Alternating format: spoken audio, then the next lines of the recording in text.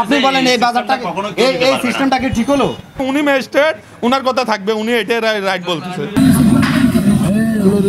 পুরো দেশ জুড়ে হুলস্থুল করে এবারের পেঁয়াজের দাম। বাজারত প্রতিদিন নতুন দামে বিক্রিয়র এই নিত্য প্রয়োজনীয় জিনিস, বিশেষ করে নিম্ন মধ্যায়ের মানুষুল্লাই এখন পেঁয়াজ যেন এক প্রকার বিলাসী পণ্য এটি।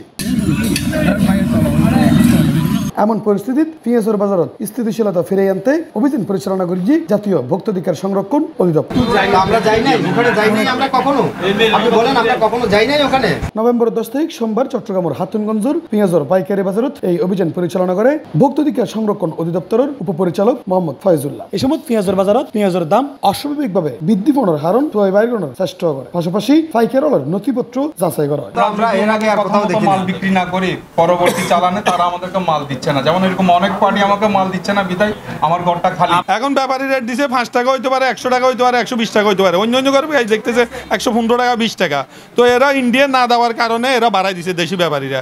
এখন ওনারা চালান দেখাইলাম, সবকিছু দেখাইলাম, উনি কর আপনি 110 টাকা কেন চাইলেন? তো 100 টাকা চাইছি, ওইটা তো উনি কিছু বলতেছে না। অভিযানের দুই ধরনের ইচ্ছা মতো দাম নির্ধারণ ও পেঁয়াজ ক্রয়ের হনব বাউসার প্রদর্শন করে না পারানোর কারণে 5000 টাকা করে জরিমানা করা হয়। তবে এক ব্যবসায়ী এই জরিমানারে অযৌক্তিক বলে দাবি করে। জরিমানাটা উনি অন্যভাবে জরিমানা, এগুলো তো জরিমানা মানে আপনার যা রেট বলছে আমি তাই বলছি, 110 টাকা বলছে 110 টাকা।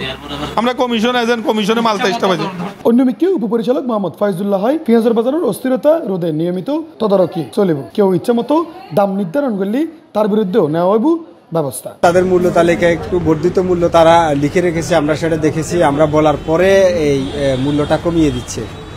এইটা এক ধরনের অস্বাভাবিক আচরণ বাজারে, যে আমরা বলার পরে উনি মূল্য কমিয়ে দিচ্ছেন, অর্থাৎ উনি চাইলে এটা আরও কম দামে বিক্রি করতে পারেন।